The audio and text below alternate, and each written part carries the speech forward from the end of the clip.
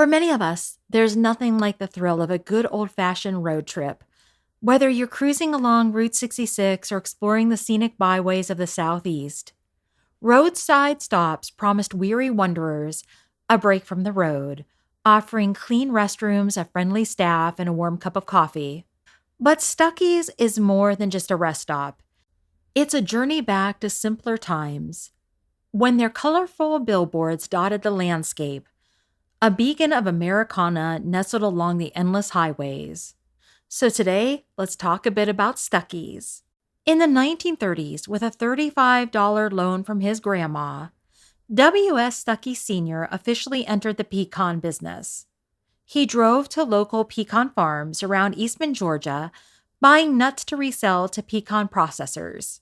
In 1937, he constructed a small lean-to shack on Highway 23 in Eastman, where he sold pecans, sugarcane juice, and homemade quilts, and offered all-you-can-drink cherry cider for a nickel.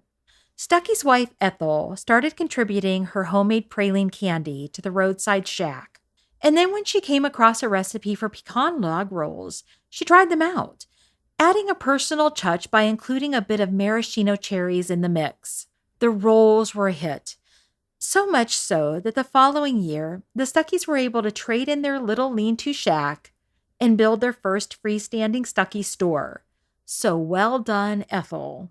And just as the Stuckeys started to expand their business, World War II broke out, and the U.S. economy changed.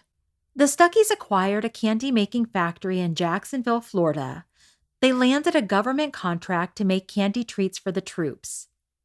This not only kept the company afloat, but also brought a touch of home and happiness to the young servicemen far from their families. After the war, the Jacksonville candy plant was sold, and the focus went towards building more Stuckeys nationwide, and build they did. During Stuckey's golden era, there were over 360 stores in more than 30 states, and over 4,000 brightly colored red and yellow billboards invited travelers to stop by and grab a drink and a pecan snack. Stuckey's became synonymous with road trips.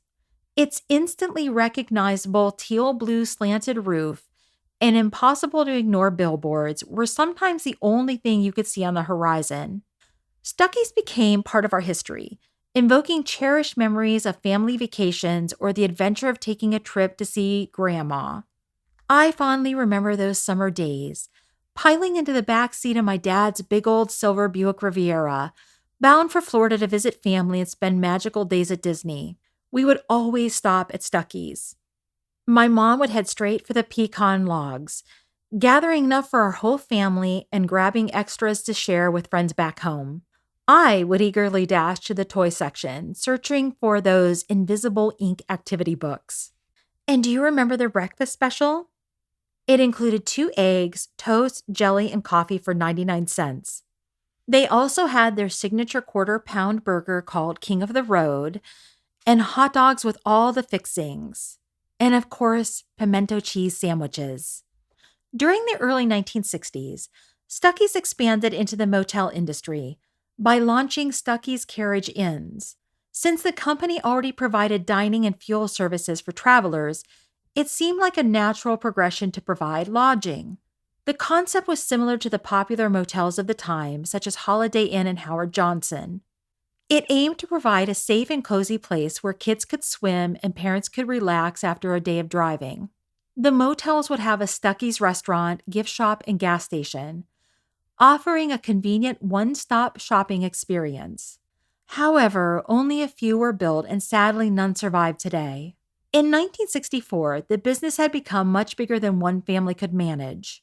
Stuckey's became a division of Pet Inc., the makers of pet milk. Throughout the 1960s, the stores continued to expand and the candies were still being made. But then the energy crisis of the 1970s hit. A fuel shortage led to far fewer travelers on the road, and roadside stops began to close. W.S. Stuckey Sr. passed away in 1977, and that same year, Central Industries bought Pet Inc. and started closing hundreds of Stuckey stores nationwide.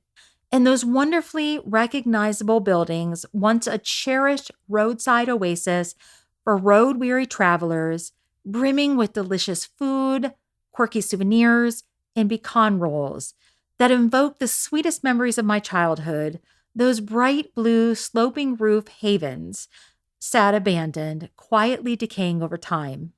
In the 1980s, W.S. Billy Stuckey Jr. acquired Stuckey's and introduced Stuckey's Express using a store within a store concept. Stuckey's Express held a small space within a larger retail store where Stuckey's products were sold. Stuckey's Express expanded to over 165 locations in 17 states. This kept the business in business for a while, but when Stuckey Jr. retired in 2014, it looked like Stuckey's may be headed for extinction again. But in 2019, Stephanie Stuckey, the founder's granddaughter, stepped in. There are over 50 licensed Stuckey locations throughout the United States today. And if you're not lucky enough to be near a Stuckey's, they do have a website where you can purchase their nuts and candies as well as their pecan rolls. If you have a favorite Stuckey's memory, please leave it in the comments below. If you've enjoyed this video, please give it a like. If you enjoy this sort of content, please subscribe. And thank you so much for watching.